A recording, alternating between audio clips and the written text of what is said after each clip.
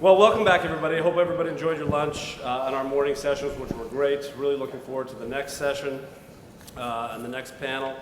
The next panel is entitled Covering Cyber, Boosting Cyber Resilience and the Evolving Cyber Insurance Market, moderated by Doug Ommen, Commissioner from the Iowa Insurance Division, and featuring Domhnall Cullinan, Director of Insurance Supervision from the Central Bank of Ireland, Peter Kochenburger, Visiting Professor of Law, Southern University Law Center, Kevin McCarty, Chief Information Security Officer, U.S. Healthcare Cigna, and Monica Chokri, Head of Business Risk and Insurance at Google Cloud. So with that, please welcome the panel.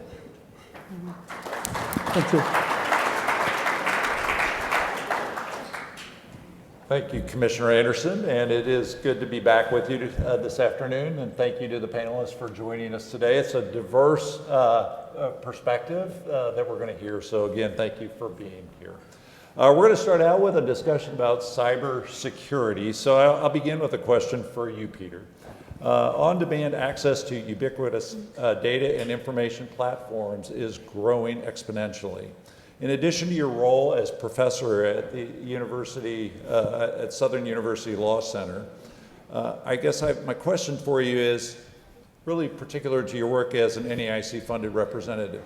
Can you describe or provide your assessment on how this increased demand and access impacts consumer concerns related to cybersecurity? And first, thank you for inviting me to participate in this event and panel. I always very much enjoy the International Forum. I think many of the concerns here, consumer concerns, are very similar in related topics to those with big data, cyber innovation and technology, and the work done now in H Committee, which is the amount of information that's accumulated on all of us. And insurance is not specific, of course. It's nothing specific to insurance, but the vast amounts of data, what is collected and how it is used, and the lack of consumer knowledge about that. And that also is not specific to insurance, but our state-based regulatory system for insurance provides both opportunities, perhaps more, to experiment with regulation that can provide significantly more information and opt-outs or opt-ins for consumers, as well as limitations on doing anything nationwide. But as the data is collected, more and more data is collected, and of course much of it, and Kevin could talk, of course, much more about health insurance, but all of the data, much of it, whether it's financial or health-related, is often highly confidential. And regardless of who legally owns the data once it's been agreed upon, it still remains primarily the consumer. I think the person's major concern is how their individual characteristics are being shared, and who, for cybersecurity, who has unauthorized access to them, and what are they going to do about it. I think this is, this is, I think a topic we'll probably talk about a little later, but the fact that these, cyber attacks on, individual and company information, whether it's the Anthem attack back in, a while ago, or many others, whether by fact or at least rumor, engineered or created by competitive, sometimes hostile nation states. So that elevates this both to making it much more difficult to secure the consumer data or any data, but also I think creates a view, or can create a view among consumers. What am I going to do if the government can't protect its data, and major companies like Anthem can't protect theirs? And keep using a strong password. What difference is it going to make? So I think it permeates down in terms of what personal things can I do when so much of the data is out of my hands? I don't know what's collected, and I don't know what's used and how, and I have very little control, at least perception-wise, over the hacking risks or the cybersecurity risks of third parties. Let's talk a little bit more about cyber attacks. Donald, the work that you do as a regulator, supervisor for Ireland, I'm certain that it is significant what's going on in Ukraine. So can you talk about how regulators are responding to some of the evolving cyber threat with that wartime activity in Ukraine? And related to that, what would you describe as some of the most important things insurance supervisors can do to promote cybersecurity and cyber resilience? Sure. So first of all, again, thanks for inviting me back here again. It's my third year in a row doing the event. It's my second time in Washington. I came here last year for the first time. It was the first time I was out of Ireland since the beginning of 2020. And I went home with COVID, so thank you, Washington, for that. But no, seriously, it is really a great honor to be here. I think when I think about this, Doug, in terms of what supervisors can do to promote cybersecurity in particular, it's good to think about it I think of it in two separate strands. So there's things that are direct exposure with your own systems, but then also things that are actually outsourced as well, which I think is really kind of critical to how we actually think about this. We did a digitalization survey recently which showed that 84% of our firms had a material exposure to the big tech firms, which I'm sure would include Google and many others. Important, I think, too, that this is not a new problem. In 2016, we issued cross-sectoral guidance on IT and cybersecurity risk. In 2021, we issued two pieces on, one was on outsourcing and the other one was on operational risk, again, both cross-sectoral. So I think those three pieces in particular, if firms were actually utilizing those, I think that would go a long way to actually improving cybersecurity in itself. The other thing to think about is as well what we've done from a supervisory perspective. So in 2019, we implemented a program of ethical. Well, there's a technical term for this, intelligence-led red team, something that's a bit beyond me, but it's essentially ethical hacking. And we implemented that. It's a voluntary program that our major firms can sign up to if they so want to.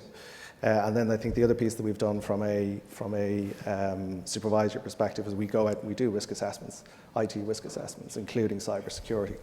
It's a difficult one. It's already been talked about this morning, the challenge in getting people. Was it 750,000 jobs in the US that are free in this kind of space? Well, that's replicated right across the world. So trying to get that expertise is difficult. So our supervisors are actually very reluctant to do that work, but it's one of the things that our espoused values as an organization is courage and humility. So you need to have the humility to recognize, yeah, maybe we're not experts on these, but at the same time, the courage to actually go out and do it.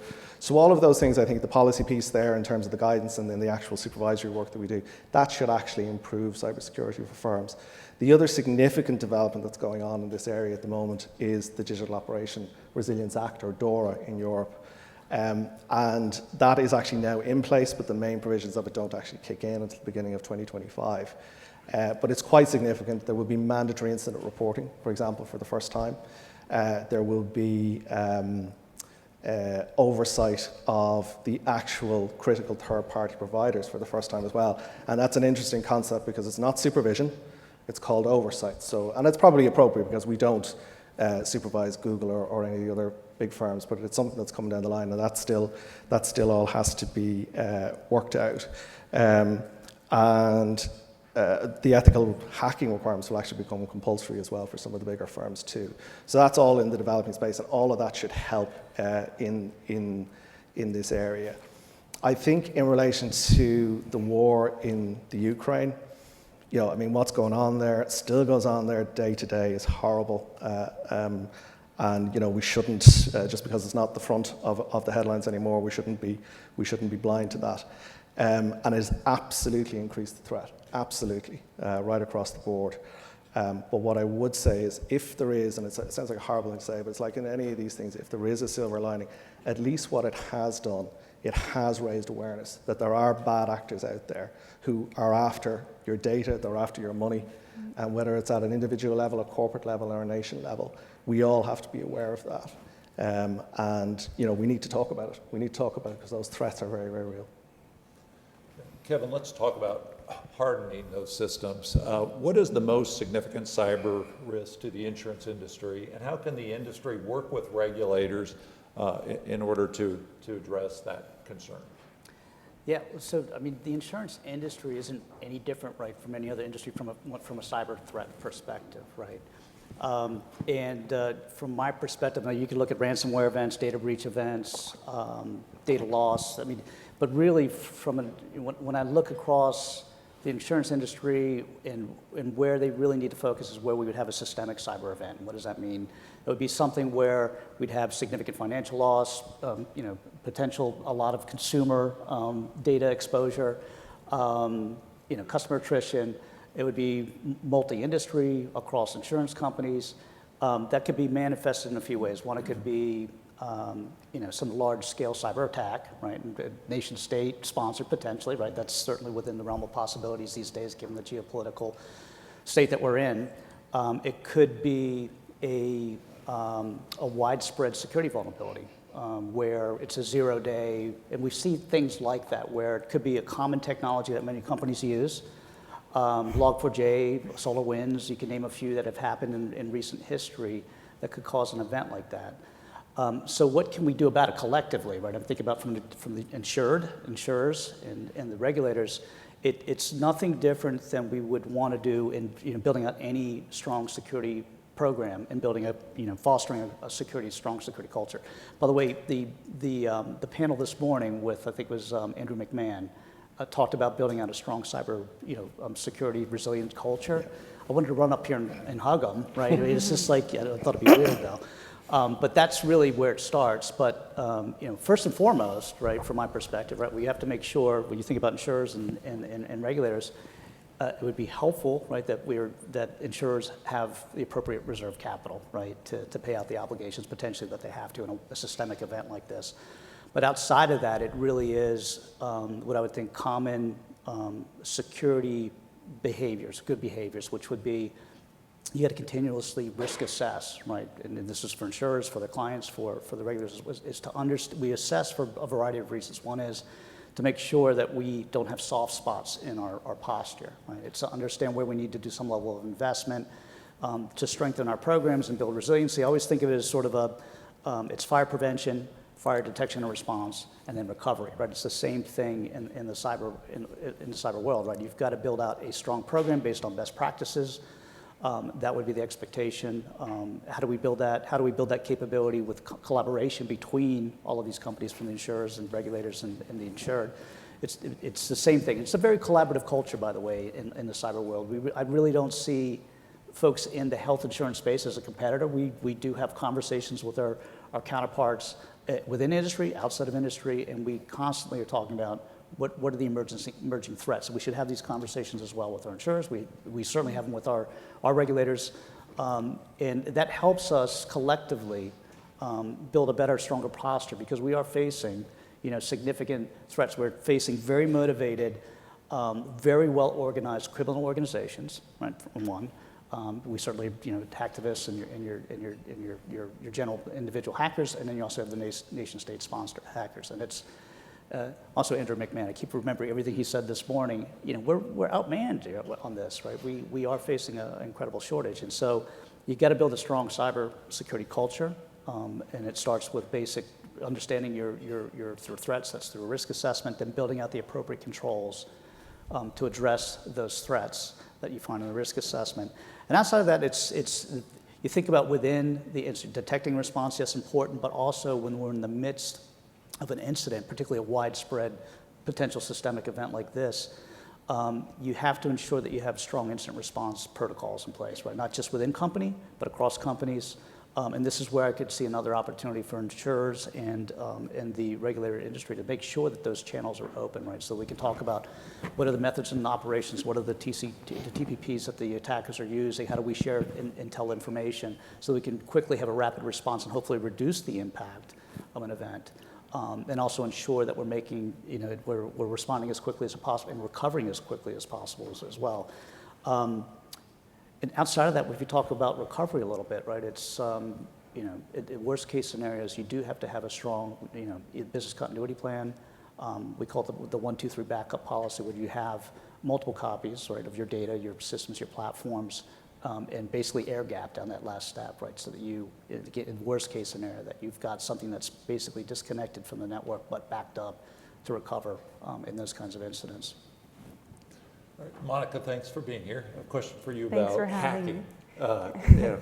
Clearly, hackers are becoming more sophisticated using AI, machine learning, and other technologies. My question for you is related to that.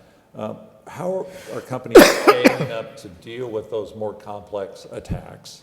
And related to that, are there, for instance, are they using defensive AI and machine learning to detect those attacks in order to detect and remediate those attacks? Excellent. Thanks so much, and thanks for having me. I'm happy to be here. I'll talk a little bit about how Google applies AI to our security portfolio, and more specifically Google Cloud, and how we help our customers utilize generative AI on top of our security products, and hopefully that will help answer the question that way. So Google's a company that, of course, as many of you know, have an intense amount or immense amount of threat intel through our core operations of our business, through threat analysis groups. We recently acquired Mandiant that does incident response, and they're working with a lot of customers to help remediate issues that they're finding within the cyberspace. And what we're able to do with generative AI is use all of this intel, feed it into a model, and then allow our products to our customers to benefit from that intel using our security products. There's 3 ways that we think that this will help customers, generative AI in particular, and we call them the 3 T's. So 1 is threats, and I'll talk a little bit what I mean about how we're helping in the threat landscape. 2 is talent, and 3 is toilsome tools. So from a threat perspective, we have a database of all malware that exists called VirusTotal. And today, if there's new malware that comes out within the world, and it's not in VirusTotal, it'll eventually make its way in there, but right away you might not detect it as something that's malicious. Using generative AI on top of this platform, we're able to detect new threats that are coming out in the wild. Because of the AI, it's able to detect it, which allows customers and just generally the population to better identify threats up front and more quickly.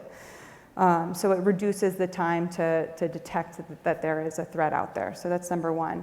Number 2, talent. So I think someone talked about the big talent gap that exists within the cybersecurity space. What you're seeing within, and you can speak about it as well, I think, but what you're seeing within security teams is there's a lot of professionals that are not previously security professionals that are entering into those roles. And they're having to learn security on the fly. Through using generative AI and applying that on top of our security products, we can make it more accessible, and it's easier to understand what's going on in security through that extra layer. So we're helping to diminish that talent gap through generative AI. On top of that, toilsome tools. So there's a number of tools within an organization. It's actually a similar point to the last one, where security professionals are having to manage multiple different tools, multiple different products, tech debt, et cetera. Generative AI applied to security on top of that can help synthesize what's going on for a lot of our customers. For other panelists, do you have thoughts about some of those tools that are being used? Peter, I'll start with you. I mean, can you think of some of the consumer concerns that you might have about the use of these technologies to detect attacks? Much of this, of course, is a technical question. How good are they? How effective are they? And I'm going to have to do something that law professors typically don't do and say, I don't know, because that's not my background. But having said that, I think, of course, there's the overall concern, that the data is secure. But one of the things, we've all talked about, and was sort of striking, and I didn't mention it the first time too, is what do consumers know? When do they know? I mean, the idea that individuals leave aside proprietary information, the confidential nature. I mean, it's not going to do me any good to know what the sophisticated cybersecurity tools are, because I'm not going to know how good they are. But what is important in part is I'm going to rely on on the companies and regulators to do that work for me. because they, at least in theory, have the time, the resources to do so. And I think this also gets to, NAIC President Lindley Myers talked about today, and Monica mentioned it, the gaps, the cyber gap, the talent gap, the knowledge gap. Well, talent and knowledge, all three of them, I mean, those directly, especially affect cybersecurity as well as big data issues generally, both because of and particularly cyber, because it's changing constantly. The nature of the threats, how do you underwrite it, but even aside from insurance, the nature of the threats, how do you counter it?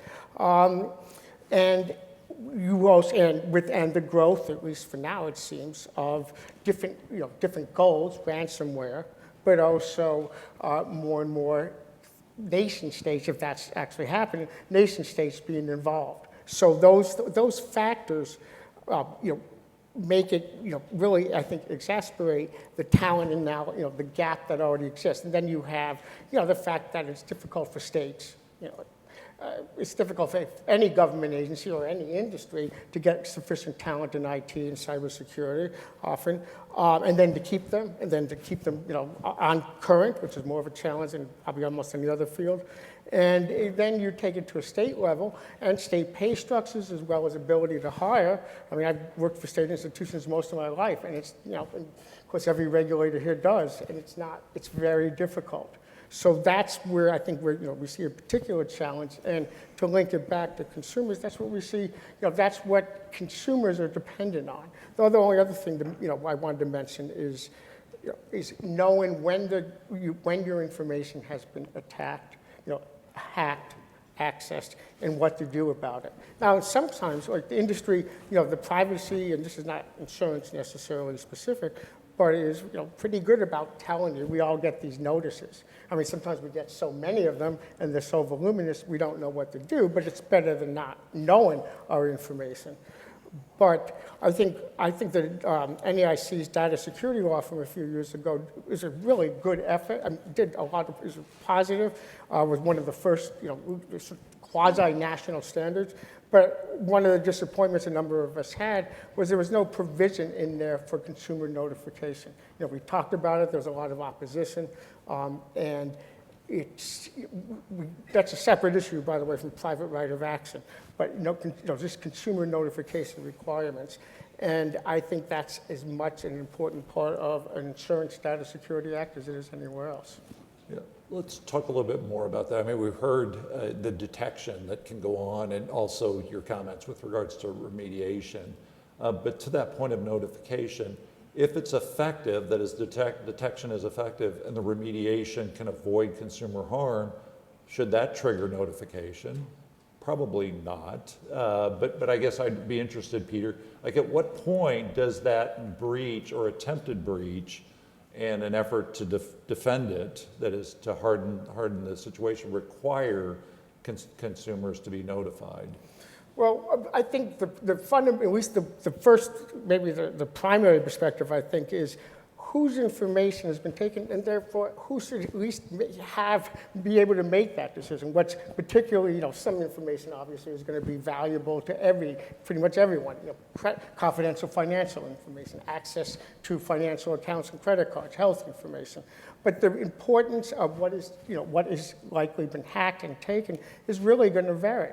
And it is again, leaving aside legal ownership, it is the consumer, or we're talking about the individual's data, and to leave them what do we think they should really care about and know about is not really how we regulate in the United States. We try to avoid paternalism.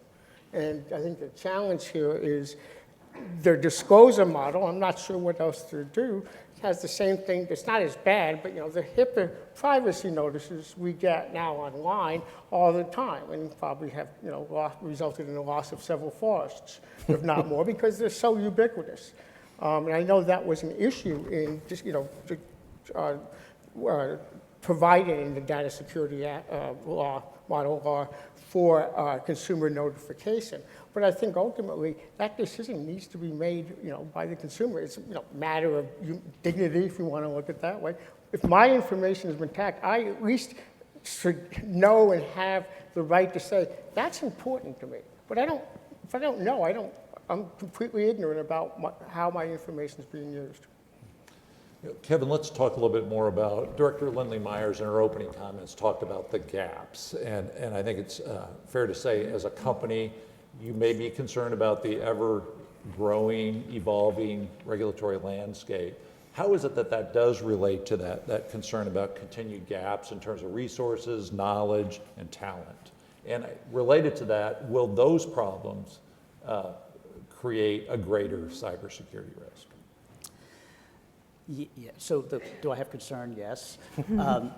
Yeah, you think about it, right? And look, we're not, any of us in the room are no stranger to that, but we know, that, you know, in the healthcare industry, we've got HIPAA, I've got to worry about high tech, high trust, I've got to worry about, you know, we're sort of in the financial space too, so we have GLBA, we've got SEC proposed rule changes, we've got individual state regulations or standards we have to adhere to internationally, right? We're in 30 countries, 30 different jurisdictions internationally as well. So it is somewhat of a burden, right? Because it's, you know, generally, right, anything that's coming from a standard or regulation perspective around privacy, right, or cyber is, it generally, regardless of jurisdiction, sort of same intent, right? But they're taking different angles. There's some level of interpretation you have to do. What happens on the cybersecurity side, running a team, is it's an increasing burden, right? If I've got 10 to 20 to even 30% of my team primarily focused in some way, shape, or form around compliance or complying, right? And that can get you in the right direction to having a strong security posture. It can help you get there. But checking that box for compliance is not going to make you a secure company, right? That's part of it. You know, from my perspective, you know, sometimes, you know, regulations and standards sometimes fall behind. We're in an ever-changing threat environment, right? It's not gradually, it's exponentially evolving. Technology and the speed of technology is being introduced. AI is a perfect example. Regulations can't keep up, and so you've got this balance of where you have to ensure that you're building out a program that's going to address all of these emerging things that are happening and meet the compliance regulations and standards that you have. So there's a burden there, right? And there's a cost to that as well. And when you talk about there's finite resources, right? From a funding perspective and from a headcount perspective and a security team. So that's the balance that we struggle with. And yes, there is a significant gap in terms of, we've got, you know, hundreds of thousands, millions right now, I think 3.5 million across the world, cyber professional gap, right? We're hiring in folks who are not cybersecurity professionals and upskilling, because that's one available option we have. So it's a continued challenge, one from a resource perspective, absolutely. From a knowledge and talent perspective, absolutely. We're trying to increase our pipeline. We're growing from within to get the right appropriate resources to address that gap. But all of it sort of does feed into sort of an overall risk to cyber, I think, right? I'm not discounting any of the compliance programs or standards or regulations, but there is that balance that we have to consider, right? Because we are facing dramatically changing technology, digital transformation, exponential growth of devices that are connecting, right, to our networks, to our sites, and it's a challenge for sure. Monica, what do you see as, what role do you see cyber insurance playing in incentivizing risk mitigation investments? You know, we can talk about the challenges, but how can cyber risk insurance assist in that mitigation? Yeah, so in the cybersecurity space, just to zoom out a little bit, there's a lot of noise that security practitioners face on a daily basis, right? There's a bunch of different alerts, there's a ton of things going wrong, there's a lot of tech debt, et cetera, and it's really hard for CISOs and security teams to understand how to prioritize what to do first. If you look at insurance as an industry, we're one of the only industries that have the mechanism to collect the loss information as a result of a cyber incident, and then correlate that loss information to what's going on up front. And so from my perspective, the role that insurance can play in helping the cyber insurance space move forward, or the cybersecurity space move forward, is by starting to drive collection from the inside out of high-level metrics of what's going on within an industry, and correlating that to losses to ultimately drive an ROI on security and help practitioners prioritize what to do first. You don't see that today because of the way cyber insurance is underwritten. It's very high level. It's very, do you use MFA, yes or no? There's not metrics that are taken from inside a customer's environment. But if the cyber insurance industry can get to that place, we can get to a place where we're really helping reduce cybersecurity risk globally through insurance. And if you look at other industries like property insurance, auto insurance, et cetera, there's statistics on if you have a sprinkler, your loss reduces by X amount. We don't have that in cyber today. So to me, that's where the future is. And at least in my role at Google, we're doing a lot to try to incentivize insurers to get to that spot. And it's not an easy road to change the industry in that way. But yeah, I think there's the most potential there. Yeah, I'll add to that. You're dead right. It's really, you know, in our world, right, we do have a really good understanding in terms of the effectiveness of controls, right? And when you're dealing with insurers, when you're dealing with regulators, right, it's sort of MFA is a perfect example, multi-factor authentication. You know, when you're logging in, getting access, or it's something you have, something you know. And it is a critical security control, but it's also one that can be fairly easily circumvented these days, right? So we come up with other strategies and other technologies, right, to strengthen access controls, and that could be sort of zero trust, microsegmentation, all sorts of things. So you would go to passwordless, you know, capabilities as well. Yeah. So that's a perfect example where it's like we know, you know, MFA was a high priority control that we want to implement. It's falling down the list. There's other things that we know will be more impactful from risk, and having those discussions with insurers, right, to make sure they're asking the right questions and probably pricing too in a risk-based approach, right, based on the types of controls they have and the impact that they're going to have on the cyber risk, I think would be really, you know, a good shift, right, than sort of us, do you have MFA, do you have these other controls in place, but really talking about that specific company's cybersecurity posture based on the threats they see and the technologies they've implemented from a risk-based approach. Absolutely, and then having the data to back it by saying, yeah, exactly. Kevin, I'm going to stay with you on this next topic as well. Could you briefly describe how and with whom you currently share insurer cybersecurity information, and discuss some of the barriers that you may have, if there are any, with sharing cybersecurity information across jurisdictions? Yeah, so I'll say we're pretty transparent, and I think most cyber organizations are. We'll share with regulators, we'll share with our clients, with any stakeholders, with other government entities. And from my perspective, it's when we're sharing that kind of information, we're actually sharing a whole picture, right? When we talk about risk mitigation in the cyberspace, it's not like any other risk practice. We're talking about mitigation, we're talking about avoiding risk, right? We're talking about how we're transferring it using insurance capabilities, and the risks that we're accepting. After all of those things, right, what is the risk that we're actually accepting to do business? And at the end of the day, right, we're not eliminating all cyber risk. It's impossible. And so we have those conversations with a variety of stakeholders across the board, and it really is to elicit not just one, we're doing it, you know, what are the mechanisms we do it? We do it from voluntary reporting to required reporting. We do it, you know, it happens in assessments, it happens in audits, right?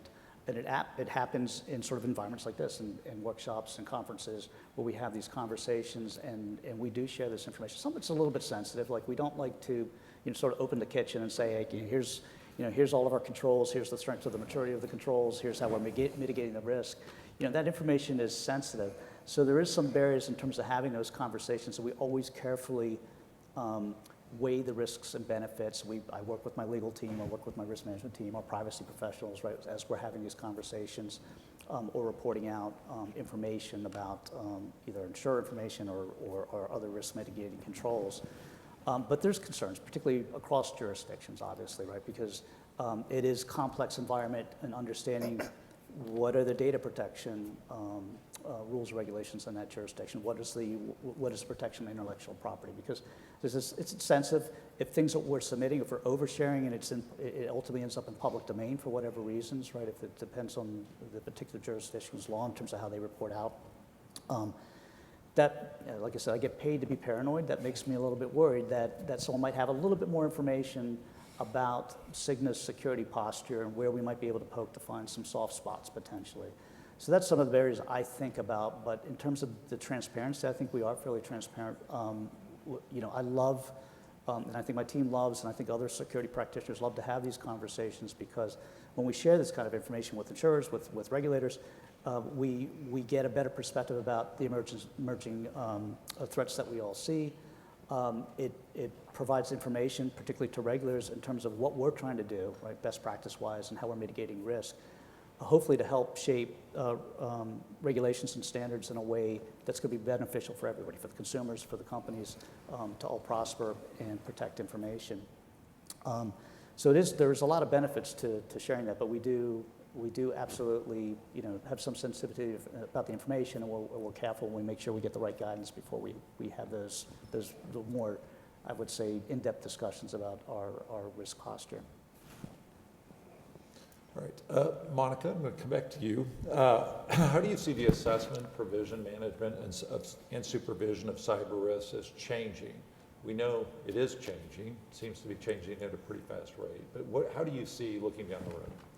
So the main thing that I've noticed just within conversations with customers and within Google as well is there's a trend towards moving more to a risk-based approach within the cybersecurity world, as opposed to the operational nature that historically security practitioners operated within. And I think there's a couple drivers to why that is. One is boards are starting to notice more that cybersecurity risk is something that they should have oversight over. And they're starting to ask more questions. There's more cybersecurity experts that are being invited to be on boards so that companies have that visibility into that risk. And as soon as you're talking to a board, there's a need to summarize the information away from operational metrics into a summarized risk view. And so that's a big trend that we're seeing in the industry. We're seeing it with our customers. Along with that comes a drive to risk quantification. So when talking to a board, you're typically going to talk in terms of dollars. The risk is there's a 1 in 100 chance that this risk might happen, and it would be this amount, right? And so I think another trend that we're seeing from a risk management perspective is more risk quantification around cyber risk, which at least at Google we're very much supportive of. We do within our own team. I'm an actuary by background. I also lead Alphabet's actuarial team.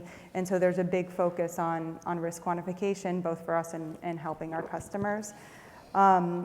A couple other shifts that I see. One is I think there's more of a convergence between the CISO role and the risk manager role. So historically, they were very much separate. I think over time, they're getting to work together more and more over time. And I don't think they'll ever converge. I'm not saying that, but there's a stronger partnership than in the past. And I think that's, mostly the trends that I'm seeing. Yes. Yeah. So, Go ahead. Go for no, Go ahead. no, Lots to say on that one. I mean, right, and underlining all this is something we realize is that, just like we talk about the fact that it's cyber attacks often have political, social agendas. So that, of course, means that cyber security, cyber insurance particularly, is a matter of national security, of some national security and importance. Under the Obama administration, they had multiple agencies reviewing cyber insurance, not because they necessarily cared so much about the insurance markets generally outside of some areas, but because it was viewed as a way to harden, to strengthen, the private and public national infrastructure, security infrastructure. And that leads, and the current administration has made cyber insurance, for example, one of the priority or one of the pillars to look at, I think, in terms of approaching cybersecurity, at least for the financial regulatory agencies, like Treasury and Federal Reserve, especially Treasury, I think. This also gets, though, and I was really struck by what Monica said, one of the roles of insurance, right, of course, as we know, is one of the benefits is not simply compensating or providing financial security and compensation for the policyholder when a loss occurs, but also, from an individual risk-based, improving, mitigating the risks, designing strategy, understanding the risk, designing strategies to modify behavior so that, and that's the win-win-win. The policyholder has fewer losses, that's great. insurance company has to pay fewer claims, that's good. And society as a whole is benefited because there's better use for money than, if it can be, than, remediating after a loss, better to prevent it all at the same time. The question, though, is do the insurers have, and it's not a criticism, it could be in any country, have the sophistication and knowledge to provide these very meaningful cybersecurity guidelines of management in which complying with the underwriting to get cyber insurance is really going to make, at least for some companies, a major difference in how they approach and improve their cybersecurity. I mean, for Google, no. But for others, smaller companies, perhaps. But a checklist of factors that an underwriter who also does, just checks off. Okay, we have that, we have that, we have that. Isn't maybe all that the insurance company or industry can do, but it's not going to advance the hoped-for function of mitigating, on a national level and a national security level as well as private, the risks of cybersecurity pose. Well, this is really a question for all of you, and I'd be interested, you come from really different perspectives on this, but can you describe some of the challenge that you see in further development in the cyber insurance market? I mean, do any of you have thoughts about that? What are some of the challenges for the industry? I mean, Monica, we can start with you, but I'd be interested in all of your thoughts. Yeah, I'd say there's two major challenges that I see and then priorities that we should focus on going forward. One is coverage, and then the second is underwriting. From a coverage perspective, there's a lot of uncertainty, there's a lot of misinformation, a lot of confusion within really the regular world about what cyber insurance covers. And the war exclusion and the issues around that have been emerging have made this even worse over time.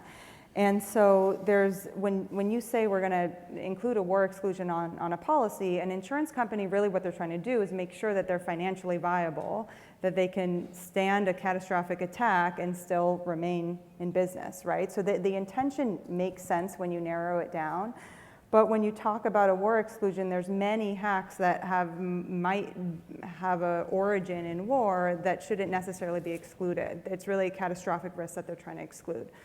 The problem becomes that defining that is very difficult, and so we've been in this circle of confusion around this wording. And I think that the cyber insurance industry is not going to be able to progress as fast if there's all this confusion in the marketplace. So that's one of the main priorities and challenges that we're facing, is making sure policyholders feel like they understand what they're being covered for and making that really crisp so that we don't need litigation to figure out if a company's covered or not.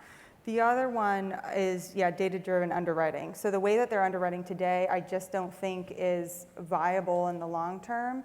I think cloud providers can actually serve a really strong role here. Google's doing it, where we're working with the insurance industry, and this is a large part of my day-to-day, to try to get them to understand cybersecurity in a way that we would do it, so that we can collect the data up front. At Google, it's an inside-out scan. You can see, as a customer, you can scan your environment for high-level metrics, submit those to cyber insurers like telematics and auto, and allow that to drive the underwriting process. I think today where the industry is at, they have a long way to go until they can really assess risk in a more data-driven way. If I come in, Doug. So, I mean, if you think about the barriers to insurability, you're looking at a lack of data, low penetration rates, particularly when you go outside the US. There's the unpredictability of it that we talked about, and how to quantify what the actual exposure is, both before and after an event. You've got anti-selection, and you've also got geopolitics, again, to come back to that point. Now, you can imagine a scenario, and certainly I'm very heartened by everything I've heard said to my left here of all of these advancements in IT cybersecurity, that maybe a lot of those things with time and with some of the measures that have been taken will actually improve. I still think the geopolitical piece is one that's going to be with us for a long time, with a lot of uncertainty that's going to make that difficult. But in terms of continuing to try and improve the insurability, I think burden sharing is key, particularly with the reinsurance industry and the GMAR report that was brought out recently on cyber. I mean, actually identified that 40% flow through premiums to the reinsurance industry. That's good, but there's probably scope for more. And I think there's where there's scope for a bit more there as well is on the capital market side too, and instruments that could potentially be used there. To follow up, Domhnall, with regards to the lack of historical data, lack of information that is available, what is the role of the regulator in that circumstances, given we recognize that there's difficulty because of the lack of data? Yeah, I mean, look, it's not easy. I mean, there has been a couple of what I would see as very positive developments in this space. One I already alluded to, which is the Digital Operation Resilience Act and the mandatory incident reporting that's going to come with that. Now, admittedly, that only applies to the financial services sector, but at least there will be a solid base of incident reporting coming from that in a format that everybody kind of understands. And to go to the point when it's answer the question you asked earlier about, Peter, when is it notified? Which is a little bit more perhaps advanced in Europe anyway with GDPR and some of those issues. The other thing that I think is quite significant, and certainly for me it's quite significant, is we've amended our quantitative reporting templates so that by the end of this year I will know anybody who's writing cyber risk or cyber insurance. I know exactly what they're doing in terms of gross written premium and TPs, whether it's affirmative or non-affirmative. So I think there has been a number of advances in that space recently. Let's go ahead and take just this first Slido question. I'll throw it to any of you, but the question, and I'll read it. It's what do you view as the key cyber risks for U.S. insurers? And for you, Domhnall, I would expand it to Europe as well. But what are some of those key risks? And we've alluded to them, but can you prioritize some of those risks? In other words, is it hostile states? Is it ransomware? What is it you view as those key risks? Anyone? Well, I mean, it's classic risk-based approach, but I think it'd be very difficult to try and pull it. I mean, if you're talking to me personally on what I would view from certainly the hostile states, it's got to be China 1, despite everything Russia up to. China 1, Russia 2, and North Korea 3. But I think it's very difficult. And then, of course, with the ransomware, you're getting into kind of moral hazard questions as well in terms of do we pay or do we ban it or what do we actually do? Quite difficult, I think, not one that we've specifically got into getting into the heart of. I think we're still relying on firms to make their own judgments in that respect. Yeah. I mean, certainly when it comes... please go ahead, Peter. Oh, I was just going to say, I think, and it's a little different risk perhaps than the person who asked the question was thinking about, but one of the big risks, in the United States at least, is coverage risk. What is the policy that we wrote and what we think hopefully is covers and isn't? What are the courts going to determine? I mean, there's, as we know, thousands and thousands, probably well over 10,000 insurance coverage lawsuits filed every year in the United States, never mind the ongoing ones. And so a real risk is, since we have an industry, and this is, I think it's like environmental insurance was a while ago, in which, reliance has moved from the older forms, the historic, the CGL coverage, personal injury, to more sophisticated and more limited forms of insurance policies for cyber risks. Is how are they going to be interpreted? There's some comfort and as well as drawbacks to have, in the ISO, arising out of an auto. I mean, yeah, there's been a lot of cases about it, but there's also a lot we can know. We don't know yet what the coverage is, how it will ultimately be determined. And the United States, in our system at least, that's largely, almost always determined by the courts, through coverage litigation. That's great for me. It put one of my kids through school anyway, but it's an inefficient way of doing it. And I think that is a real financial risk, both in terms of the individual suits, but more so, we didn't think we were covering that risk. The Connecticut Supreme Court or the Oregon Supreme Court has said, nope, you are. And of course, you can always change your policy forms, but you're stuck with whoever you insured under the older forms forever. I think the other part of that, though, as well is, and Shannon referred to it this morning, she was talking about Renaissance Re and buying her policy and everything excluded, and I'm paying multiples of the premium originally paid. The bit I worry about a little bit in this is, and we saw this with business interruption during the pandemic, where the pool was, everybody in the pool all of a sudden wanted to claim, And insurers were going, well, that can't be right. But equally, they had business interruption insurance, and the policyholders were saying, well, we have our business is very much interrupted, please pay. So there was the expectation there was very different. So yes, you can move to exclusions, and that is, we're looking from a prudential perspective, probably quite positive. We don't know how the courts are going to interpret it, but depending, let's just say it is in the favor of the firms. But then you have policyholders who've paid money for cover, whether that they expected to have, Yes. that ultimately doesn't pay, and that ultimately goes to undermine the whole system of what is the benefit of insurance. And I think that's something we need to be careful of in this area. Yeah. Well, Monica, you talked about lack of historical information. Peter, you've now talked about lack of jurisprudence, that is, court rulings on many of these And it'll be questions. 56 different jurisdictions in the United Yes. States. This is how we do it. So Peter, to that point, with that situation, what are the duties, Domhnall, about from a regulator's perspective? Given this uncertainty, what is a regulator's responsibility In terms of the policy. in terms of the policy? Yeah, well, I know during we're different in Europe. Yeah, we can't actually dictate the terms of policies. We can't dictate. We're banned from putting conditions in, and we're banned also from setting the premium rate. So it's a difference that's in Europe that isn't in the US, or not at least in all US states. I think what we did certainly in Ireland during the crisis was we don't really have a concept of test cases as you would do in the US. Yes, So we don't have that. But Yeah, yes, you yeah. did it for business interruption Yeah, policy. we essentially set up that framework, but unfortunately, that's only going to happen after the event. So how do you bring certainty to it before that?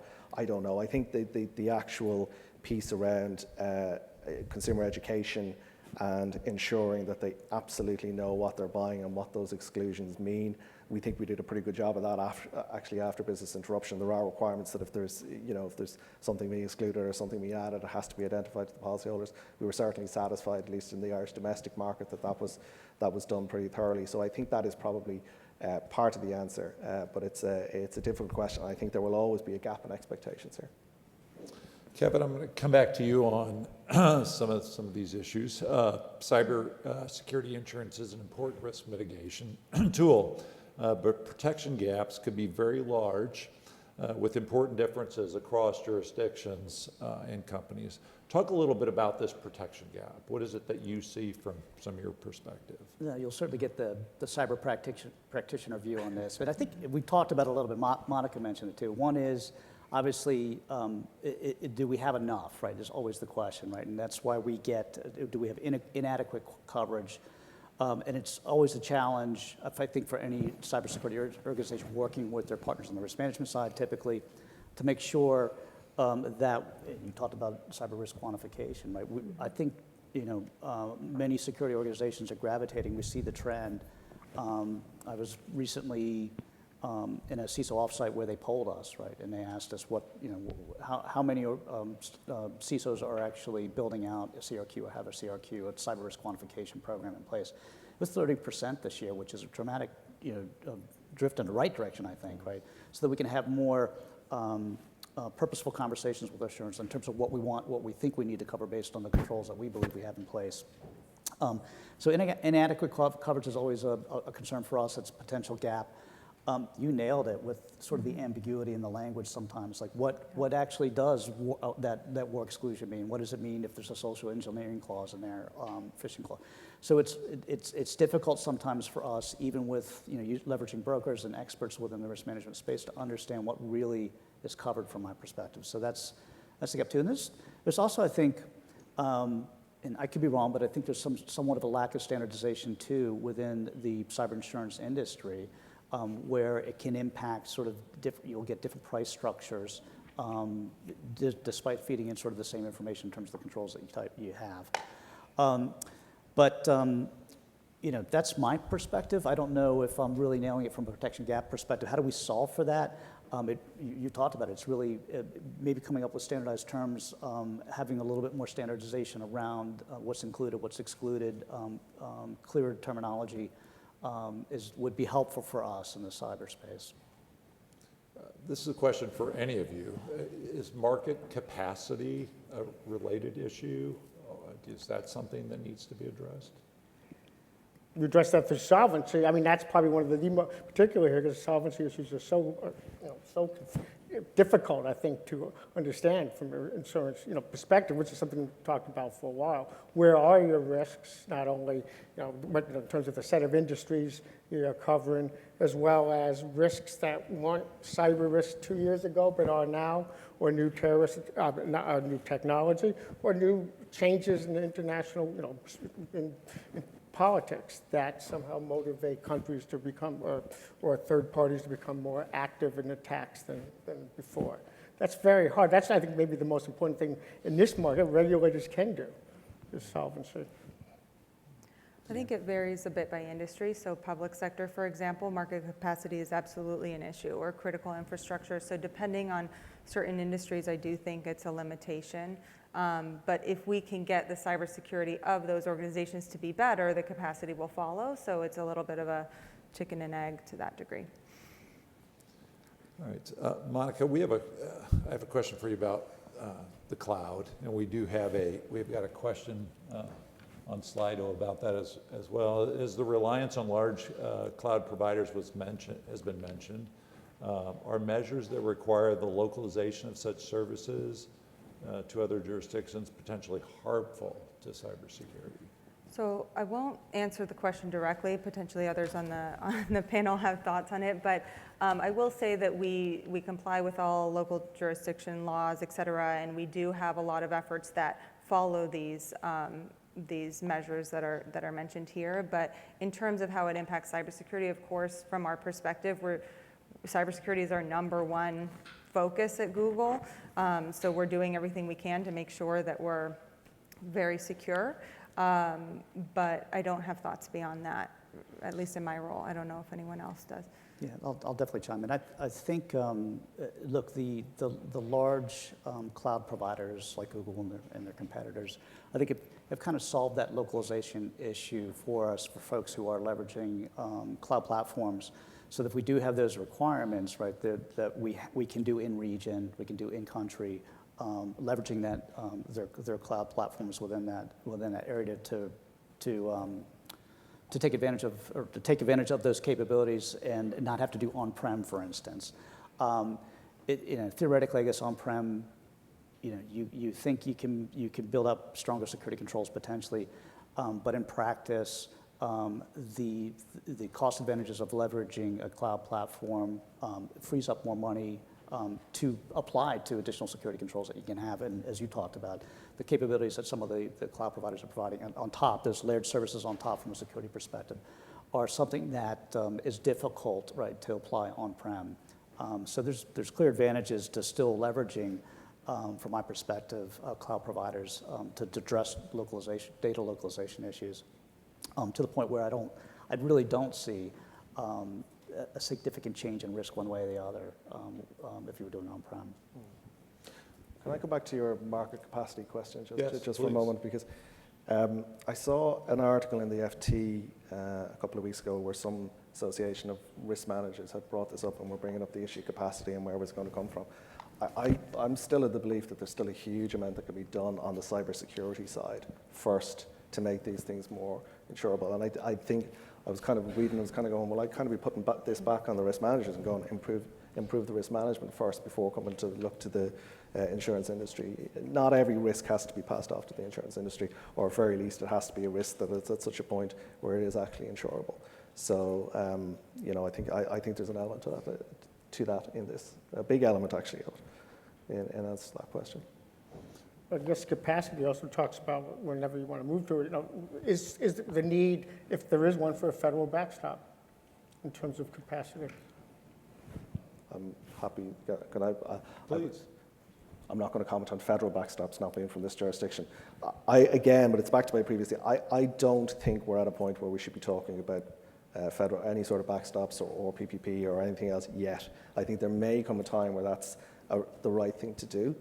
But I don't think we've exhausted in terms of burden sharing, in terms of capital markets, in terms of proving the cybersecurity within corporates themselves. I don't think that we're there yet.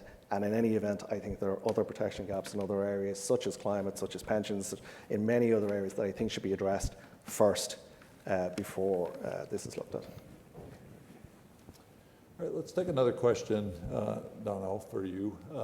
You mentioned ethical hacking. So how can regulators offset the high-risk exposure that practice may cause? You mean of actually carrying out the ethical hacking itself? Is that what's meant? I don't quite understand the question. Well, it got 4 votes. Anybody want to put up their hand? Anyone want to try to answer that question? Yeah, I'll take a stab. Look, we deal with ethical hackers. I'm going to do the air quotes here, the white hats. I think it has to be, I don't know, I'm not sure what role regulators can have, but I can tell you the challenge is, and what we try to do in the security industry is we try to channel those ethical hackers into approved channels in terms of interface with the company, and we'll leverage, bug bounty platforms, right, to collect potential bugs that ethical hackers are finding. And it's a bounty program where we'll pay them for a hack if it's a potential hack, if it's deemed worthy. Like it's yes, you did find a vulnerability and we can patch it. A lot of companies do that. They participate in bug bounty programs. We've had situations, and we've seen one recently, where I'm going to do the air quotes, ethical hacker came in and approached a company and basically asked for a bounty beyond what was improved in the program. It essentially got the CISO into some trouble in terms of how that was done. I won't name the company. So it does present some risk, right? If you've got folks who are, they're monetized, they're incentivized to find these potential security vulnerabilities and in company sites. Are we poking a bear here, right? In terms of doing that, we're trying to channel it and incentivize them to have the right kind of behavior. There might be some regulatory opportunity there. I'm not sure. I'd be interested to hear what you guys have to say. Yeah, well, having heard the answer, I understand the question, I think, a little bit better. So, the actual particular framework is called Tiber.ie, or it's a variation of the Tiber EU framework that's in place. So it's all, I mean, clearly you can't agree what you're going to hack because I will miss the point, but it's all agreed. So, it's the firm itself appoints the hacker, and then it's overseen by us. So I think that takes off that sharper edges perhaps that people are alluding to there. So Kevin, I will come back to you with a question. And as a regulator, I'd like this question. This is the opportunity to get feedback from you. Your company obviously does business in multiple jurisdictions, and you're subject to regulations on privacy and data security from a number of those jurisdictions. I think you mentioned some of those. Is there harmony in the questions that are being asked of you, and what can regulators do better in regards to our investigations? Harmony, no. But we always understand the intent of the questions, right? We do understand the intent, and it's then the crosswalk to what do they really mean, so that we can answer the questions usually appropriately. So you can think the number of regulators that we might be exposed to from where we operate, both domestically in the U.S. and internationally. So again, that kind of does create a burden for us to be able to literally have teams that work with our legal teams and our privacy teams and our governmental teams, right, to interact with the regulators, to provide them the information they need. There's a huge opportunity here. And really, it stems around, and I think about, like, for instance, the financial industry, and you think about how they collectively got together years ago, right, and built out the shared assessments program. Well, what is that? They have, just like any company, the financial services companies and banks have a tremendous number of third-party providers, right? And banks are, obviously heavily regulated and probably, one of the first industries to be very heavily regulated. And the regulators are interested in what third parties are doing and what kind of security controls they also have in place as they're supporting financials. So they came up with this shared assessment program where they created a standard information gathering form, right, to collectively send out to, and it's been largely successful. They send out to suppliers. So the suppliers get the same questionnaire every time, mostly from banks and financials, but other industries have started to adopt this SIG, Standard Information Questionnaire. So there's an opportunity there too, I think, is to sort of, if we can build in some standardization build in some capabilities for regulators to information share across jurisdictions would be super helpful for us, right? It's like it reduces the burden, but it gets everybody the information that they need about the security posture of that entity. So it is a challenge. There's not, I wouldn't say, a tremendous amount of harmony in terms of the way that we get the questions or how we get the questions as well. So I don't know, there could be an opportunity where there's a clearinghouse of some kind, or we get some standardization. And you can leverage existing, and we do for the most part. I think the industry and across industry, we leverage the same best practices, the same information security standards out there, whether it's the ISO 27001 or more prescriptive now, the NIST 800-53, which tends to be the most prescriptive de facto framework that most security organizations use to build out the control structure. So if that's what everybody's using, right, why not ask questions in that way, in that format, using that framework? So that would be my suggestion, because it is a bit of a burden in terms of dealing with all these jurisdictions. And despite the NIST 853 it just happens to be a U.S. Department of Commerce, National Institute Standards and Technologies standard, it's widely adopted by other countries as well. Like UAE is a perfect example where they basically cut and paste, right? The NIST 853 is a standard. So it's widely adopted internationally as well. So it's prescriptive. It defines controls in a very detailed way. It's probably a good platform or perfect framework to have those. That's the common language, which I think worldwide, from a cybersecurity perspective, that's probably something we should be able to use to elicit questions, right, that we're getting from the insurers. Please, go Yeah, ahead. so I'm just curious about that inconsistency. So I think your suggested solution is very interesting, but in terms of the inconsistency itself, do you have any feeling that perhaps goes back a little bit to what I was talking about at the start, that it's difficult for supervisors to find the people to actually do this? So is it a lack of expertise on the other side of the table, do you think, that causes that inconsistency in questioning? Yeah, I honestly, I don't know, it's contradictory for me. Or it's like we're asking to sort of maybe adopt a standard that everyone's going to adhere to, which, is maybe welcoming more prescriptive maybe standards like coming from regulators, but potentially. But at the end of the day, it's to me the most efficient, effective way to build out strong security programs across businesses, and it's already a widely adopted standard. I think that's probably the best bet to go. Yeah, I don't know. I don't know if it answered your question, but he's like, yes. Let's take another question off Slido. It's how can companies better manage their third-party cyber risks? Any takers on that? I'll start. I mean, this And then the is others what I can do. explain their views, but yeah, please go ahead, Kevin. Yeah, so look, it's when you look at third parties, when you look at incidents, and certainly we get this information from our insurers, we get this information from a variety of other sources. Right? For most companies, when they look, in terms of what incidents have happened, right? And we have small incidents not reportable, larger incidents that are reportable. Over half of them typically involve a third party of some kind. Right? So if you're going to build resiliency in your business, you really do have to have a strong focus on your third-party providers, right? Particularly the ones, and you've got to prioritize them, right, in terms of which ones are either processing, storing, or in some way has access to your most sensitive information. And typically, if you're a large company in your consumer business, right, that's going to be customer data. So you do have to prioritize and rank those providers, and then have a fairly robust program in place to assess their security posture, right? And it could go down to using technologies and tool sets to do that.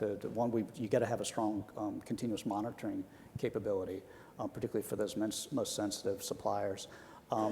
Doing everything that a strong third-party risk management program would do is you're having your annual assessments, having them answer your questionnaires. Hopefully you're using the standard information gathering form to make it easier for them from the shared assessments program. But you've got to have that sort of continual touch points with your providers, foster a culture of security with them. In many cases, when you're dealing with smaller providers that might have a fairly big impact on your business, you're leading the way for them and showing them and sharing best practices and tool sets with them to give them those capabilities, to get them that uplift, because they're going to struggle to level up the maturity that you might need from them fairly quickly. But there's a variety of tool sets that my third-party risk team uses, like a multitude of, that gives us continuous monitoring capabilities on their external perimeter. So we get real-time alerts, like if and basically get a score from A through F, right? And we'll constantly monitor those and go after them as we see potential vulnerabilities on their platform or on their perimeter. So you got to be that vigilant, particularly with your most sensitive suppliers, because, as I said, it poses a real risk to a company. Can be a significant impact because we are leveraging. Many companies are leveraging third parties to do very sensitive or have access to a large swath of data. So on the next question, Peter, I think you asked that question already. Domhnall, you answered, but Kevin, do you or Monica have any thoughts on creating a federal program? Or do you agree with Domhnall? I can see the support for it when you think of it from a resilience perspective. So if there's an exclusion in insurance policy that doesn't cover a catastrophic event and something were to happen, right? Insurance is one of the mechanisms to help companies get back up to speed as quickly as possible. So creating a backstop and then incentivizing insurers to actually include that in their policy, and then creating a pathway such that there is a mechanism for remediation very quickly through incident response firms that insurers provide, et cetera. I see the support for a program like that really, again, within the focus of driving a economy that's more resilient to catastrophic, widespread systemic cyber attacks. But you would need to do it in a way such that it's really defined that it would be a widespread, huge event that the government would step in on, not just any sort of big attack that we might face. I mean, I agree. I mean, you're right. I think that there are other gaps that are larger and that might need at least a federal backstop. But cybersecurity, I think, has a couple of differences, and similar to terrorism, the Terrorism Reinsurance Act. One is that it is, while it's aimed often typically at private actors, it's often based on, at least some of it, based on what the United States is doing nationally and internationally in the world in terms of both specific actions like Russia's attack on Ukraine, or just generally as an economic, potentially military competitor. And that makes it different than some of the other areas. So there's a national security interest in at least in theory, right, in having sufficient cyber insurance to help cover these events and to help make the attacks less likely. Now, whether the move to much more of the tax based on ransomware, whether that has less of a national security issue, more by private parties for financial gain, I don't know, but I suspect some of the people here do. On all these things, I always want to know where the reinsurers are, because that's one of the things that strikes me most about TRIA. And when I ever think about arguing for support, if the reinsurers think there's a need for a private backstop, it doesn't mean they dictate, but that's a good sign, because that's what they're in the business of. And that's typically their support for TRIA. But I think that it is, while it's not the most pressing concern, it has different concerns that implicate our nation. And also the people who are targeted, or the entities that are targeted, are not necessarily targeted, right, because they're Cigna, but because they're a company that has information that could be utilized by other entities. Well, Peter, as an NAIC consumer representative, you're not always in a position to have the final word. As a law professor, however you are, so today you will. So again, thank you. Please join me in thanking our panelists for their presentation.